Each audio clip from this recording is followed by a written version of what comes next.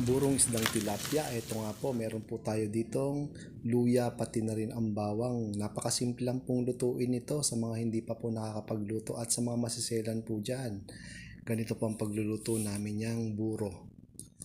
Yan, pagsasamahin ko lang po lahat po ng aking nabiling 4 na pirasong pack ng buro at sa mantika. Iginisa na natin ang ating luya pati na rin ang bawang.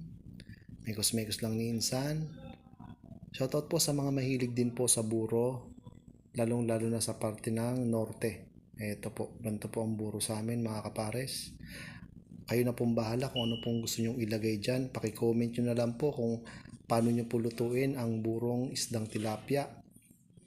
Napakasimple lang po pero napakabilis din pong lutuin at pwede rin po ito isama sa mga nilagang gulay, mga okra, talong.